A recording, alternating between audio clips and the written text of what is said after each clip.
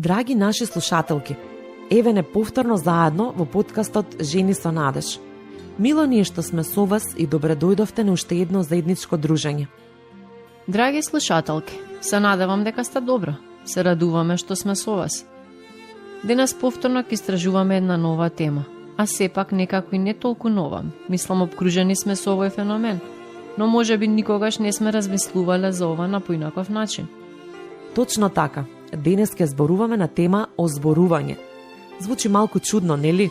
Мислам, сите знаеме што е тоа и човек помислува што би можеле ново да кажеме за ова. Да, звучи како секојдневна тема. Не дека не знаеме што е, ниту дека не сме биле во прилика да учествуваме во нешто такво, но мислевме дека ќе биде добро малку посериозно да и пристапиме на темата. Верувам дека Моника ќе ни биде од голема корист кога станува збор за стручниот дел. Денес и таа ќе биде со нас во централниот дел од епизодата. Точно така.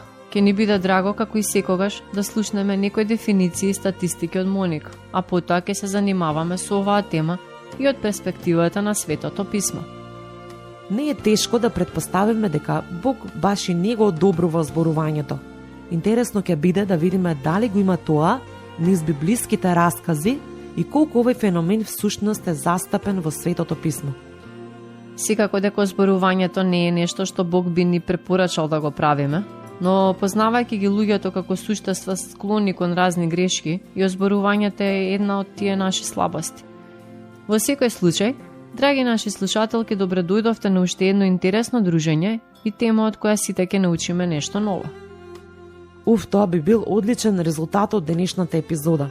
Се надевам дека подобро ќе го разбереме озборувањето. А за да научиме нешто повеќе, повторно е со нас Моника. Повели, Моника. Ви благодарам, девојки. Јас секој пат се радувам на нашите средби. Се надевам дека е така и за нашите слушателки. И ние веруваме дека е така. По оние тешки и посериозни теми, денес решивме да се занимаваме со озборувањето како феномен кој ни е општо познат, а сепак верувам дека не знаеме баш многу за него. Ајде за почеток да се обидеме да дефинираме што всушност е озборувањето. Иако можеби не ни изгледа така, но озборувањето не е лесно да се дефинира. Многумина сметаат дека озборување е изнесување факти за некоја трета личност која не е присутна. Например, Јована вчера заглавила во сообраќај 2 часа или Милена него запишала факултетот што го посакувала. Меѓутоа, за разговорот да се смета за озборување не е доволно само изнесување на факти. Тоа мора да биде проследено со некаква евалуација, вреднување што самата информација го носи со себе. На тој начин, всушност, ја проценуваме личноста за која зборуваме, односно ја озборуваме.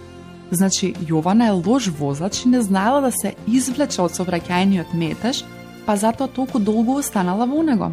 Или Милена е мрзлива и не е многу паметна, па затоа не успеала да го запише факултетот што го сакала. Се надевам дека успеав да ја објаснам дефиницијата на озборувањето. Значи, еден разговор може да се смета за озборување ако ги исполнува двете основни компоненти.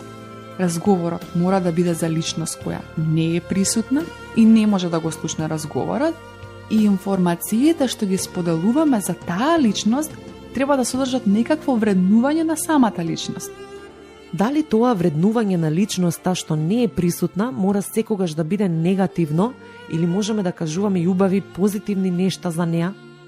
Освен двете компоненти што ги навидовме како основни карактеристики на озборувањето, во разговорот мора да постојат и уште неколку други за навистина да потврдиме дека еден разговор спаѓа во категоријата на озборување. Твоето прашање се однесува на вреднувањето на личноста, односно дали изнесуваме информации што треба да ја прикажат во добра или во лоша светло, или зборуваме позитивни или негативни работи за неа. Кога зборуваме за некого со позитивно вреднување, тогаш тоа е пофалба за таа личност или фалбаџиство.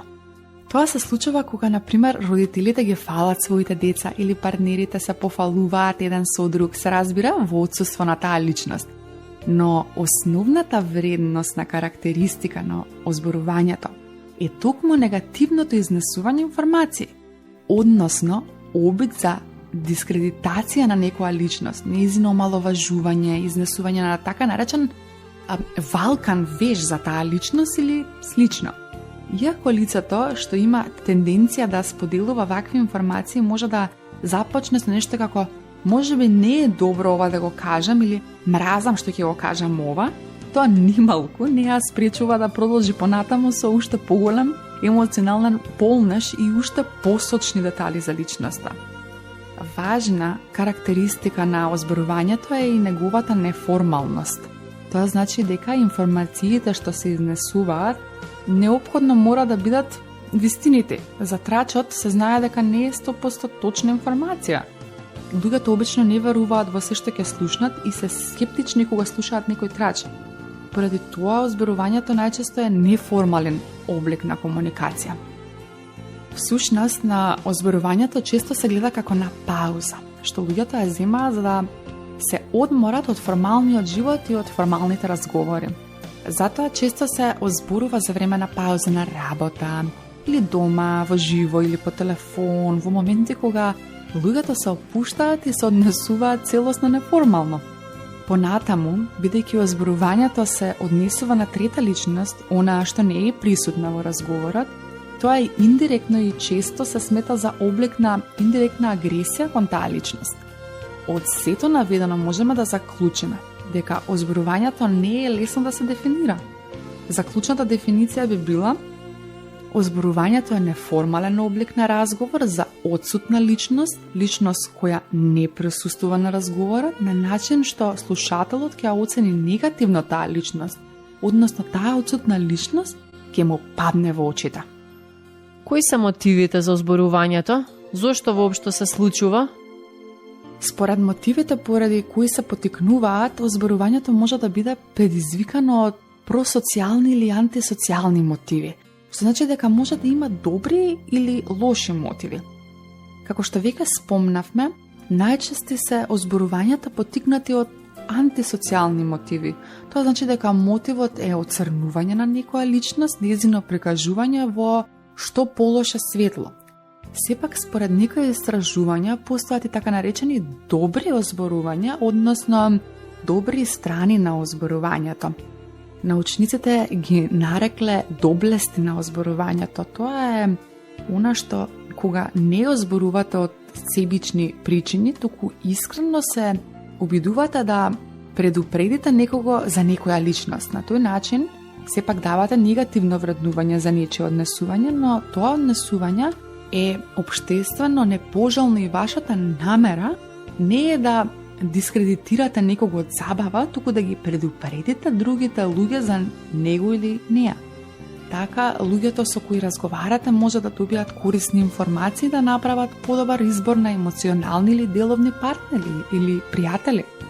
Кога се во прашање темите за озборување, резултатите од некои истражувања покажале дека најчесте теми на озборување се лични особени на некоја личност, однесување што не се вообичаени за некого, изненадување во однесувањето, мани, недостатоци, нагласување на разликата меѓу тоа што некој го зборува и тоа што го прави, општествено непожелно однесување, лажење, неверство, животни несреќи во деловен или личен план и пропусти во однесувањето. Постојат научници и истражувачи кои се занимаваат со овој феномен и постојат книги и трудови напишани на темата на озборување. Интересно, делува како некоја беззначајна споредна работа, а не изгледа како тема за научни трудови.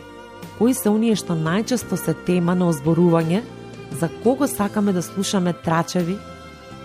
Интересот на луѓето за некој трач зависи од тоа за кого се однесува тој трач. Која лично се озборува? Луѓето особено се заинтересирани за информации за партнерот, роднините, колегите, од професијата, познатите јавни личности, особено ако станува збор за личности од ист пол. Луѓето од ист пол, според еволутивната психологија, се главни општествени ривали, но и важни пријатели и соработници. Таквите односи најчесто постојат меѓу личности со слична возраст, па затоа луѓето најчесто се заинтересирани за информации за други луѓе од ист пол и слични години. Неколку истражувања точно го потврдила тоа. Тие истражувања покажале и нешто друго. Луѓето сака да дознаат за скандали и несреќи, а не за позитивни настани на своите ривали. И на луѓето на високи општествени позиции, затоа што тие информации им се важни во социјалното надпреварување.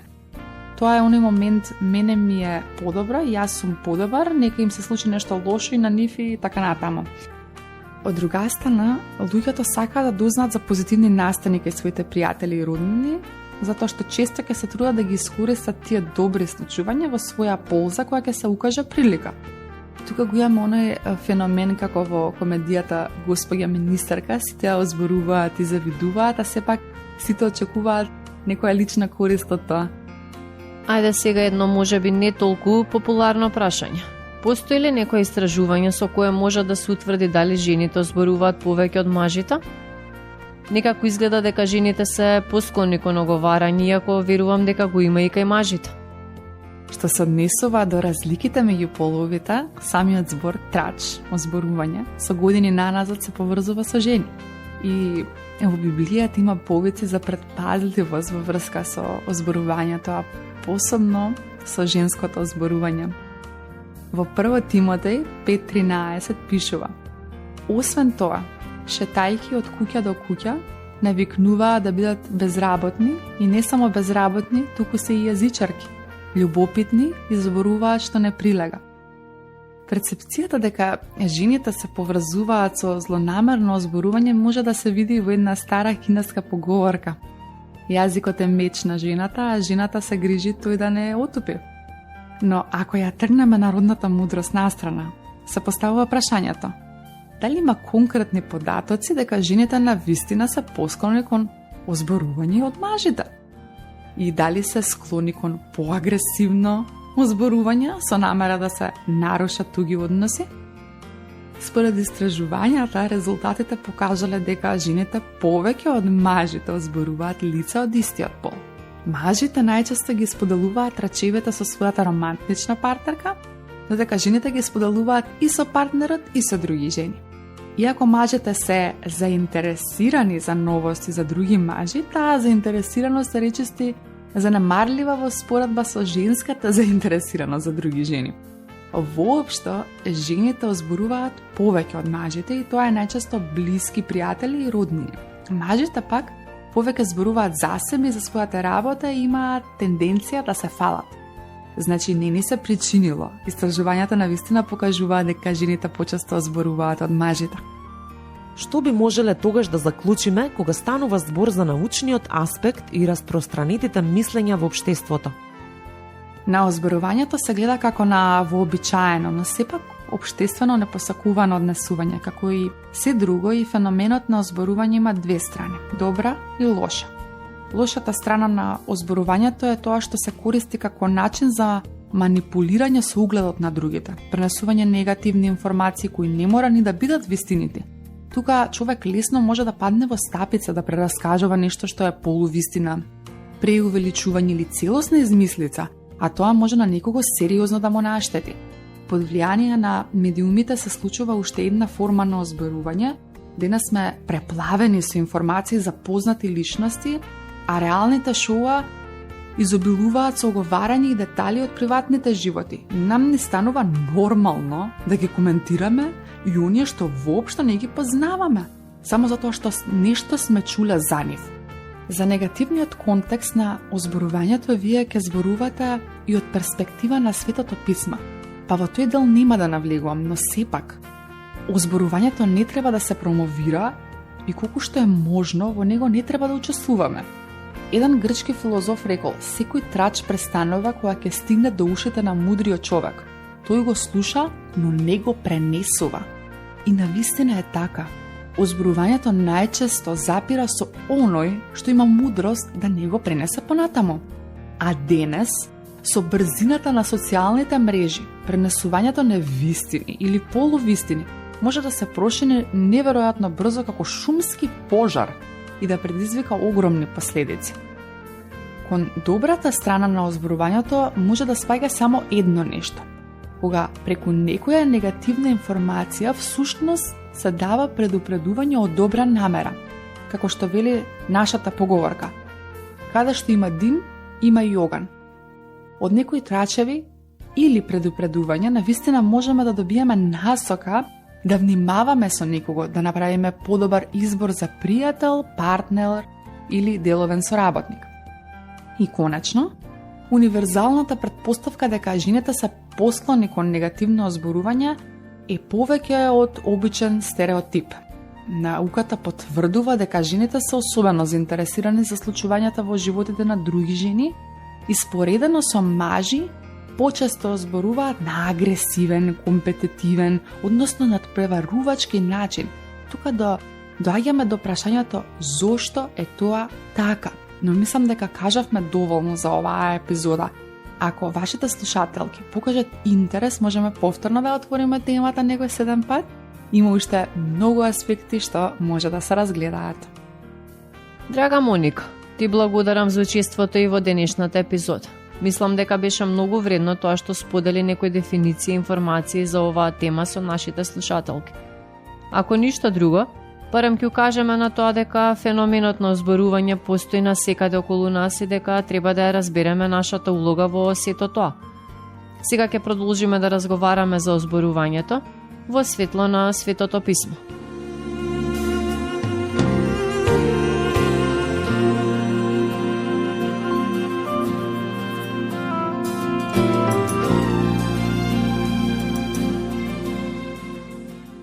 Драги наши слушателки, денес зборуваме за озборувањето. Првиот дел од епизодата беше посветен на некои општи научни дефиниции, а сега ќе се занимаваме со овој феномен од гледна точка на Светото писмо. Точно така. Моника ни помогна да го дефинираме озборувањето од научен аспект, но и Библијата има своја дефиниција. Еврејскиот збор што во Стариот Завет се преведува како озборување, значи оној што открива тајни, оној што шири гласини или продавач на скандали. Озборувач е личност која има доверливи информации за некого и ги споделува со оние кои немаат никаква врска со тоа. Озборувањето се разликува од споделување информации по намерата. Озборувачите сакаат да се издигнат себе си, така што ќе ги оцрнат другите и ќе се представат како ризница на знаење. Ова се совпаѓа со оно што го кажавме на почетокот за дефиницијата на озборувањето. Во Стариот Завет, најмногу стихови за озборувањето има во книгата Изреки. Таму има најмногу предупредувања за озборувањето, односно клеветењето, како што понекогаш се преведува тој збор. Библијата вели: подмолен човек се е раздор и клеветник пријатели разделува. Изреки 16:28. Многу пријателства биле уништени поради недоразбирање што настанале од озборување. Тие што се занимаваат со озборување создаваат неволја и распалуваат гнев, огорченост и болка меѓу пријателите. За жал, некои луѓе успеваат во тоа и постојано смислуваат начини како да му наштетат на некого. А кога ќе се соочат со тоа што го направиле, тие негираат и наоѓаат разни оправдувања. Нема да ја признаат својата грешка, но со задоволство ќе обвинат некој друг или ќе ја намалат тежината на својот грев. Јазикот на безумниот е погибел за него, а устните негови се стапица за душата негова. Зборовите на клеветникот се како сладки и тие влегуваат натре во утробата. Изреки 18:7-8. Исто така, во книгата Изреки можат да се најдат и следните стихови. Кој оди да оговара, открива тајна, и кој широко ја отвора устата своја, со него не се здружувај. Изреки 20:19. Како и следниов, кога нема веќе дрва, огнот згаснува, и кога нема клеветник, раздорот стивнува. Изреки 26:20. Во Новиот Завет има многу совети до црквите во различни градови да се чуваат од озборувањето. Например, во 2 Коринтијаните 12:20 пишува: да не има можеби меѓу вас кавги, завис, гнев, гордост, раздор, клевети, озборувања, гордевливост, побуни. Се претпоставува дека озборувањето било присутно и требало да се искорени, па затоа се дадени овие упатства.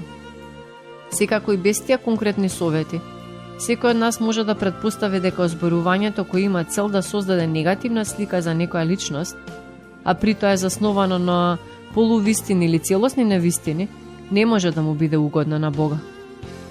Зборовите што ги изговараме се навистина драгоцени, имаат сила и не треба да ги трошиме залудно на оговарање и празни разговори. Уште старите грци, а можеби и народите пред нив, имале совети како да го избегнеме озборувањето кога ќе се најдеме во друштво на оние кои се решени да го прават тоа. Можеме да си поставиме неколку прашања кои можат да ни помогнат да разбереме дали се работи за озборување и дали треба да учествуваме во него. Значи, најнапред прашајте се, дали ова што го зборуваме му служи на некого за изградување? Дали би го кажала истото лице в лице на личноста за која зборуваме? Дали би сакала за мене да зборуваат на ист ваков начин? Дали овој разговор може да и помогне или да и наштети на таа личност? Одговорите на овие прашања ќе ни покажат во кој правец треба да ја продолжиме нашата комуникација. Без сомнение, нашите зборови се значајни и затоа треба да внимаваме на нив. Со зборовите можеме да го промениме светот. Со нив можеме да му помогнеме на некого. Со нив можеме да влијаеме на атмосферата во нашето обкружување. Зошто тогаш да ги трошиме тие зборови на клеветење, непроверени информации о зборување? Во посланието до Филипјаните, апостол Павле вели: но она што е вистинско, што е честно, што е праведно, што е чисто, што е љубезно, што е достојно за слава, но она што е добродетел, што е за пофалба, само на тоа мислете. Филипјаните 4:8. Најважна е нашата одлука да не учествуваме во такви нешта. Ако сме свесни дека тоа е грев, дека Бог не го одобрува, дека и во Стариот и во Новиот Завет се споменува како нешто што е лошо, тогаш имаме одговорност да не се вклучиме во тоа. Драги наши слушателки, сигурно ќе се најдете во ситуација да чуете или да учествувате во некакви пренесувања на трачеви или озборувања.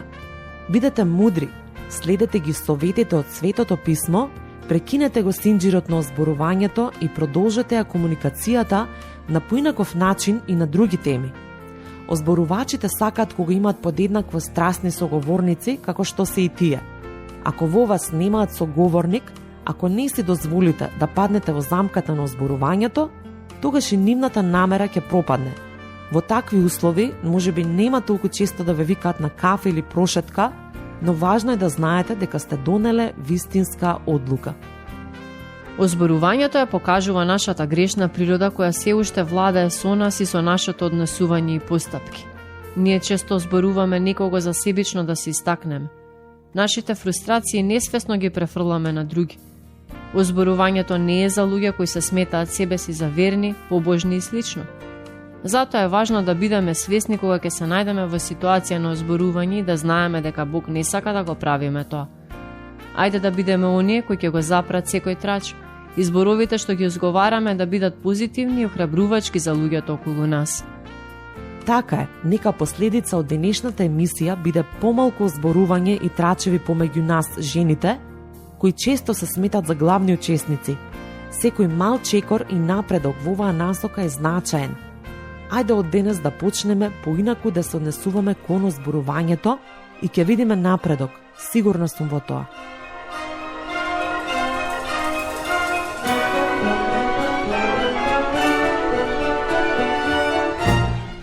Ние стигнавме до крајот на оваа епизода, а до следната, драги слушателки, ако сакате да споделите некое свое искуство, пишете ни на zenisonades@gmail.com или пронајдете не на Facebook и Instagram страните под името Жени со надеж. Заследете не и придружете ни се во следната епизода. Бог нека ве благослови вас и вашите семејства.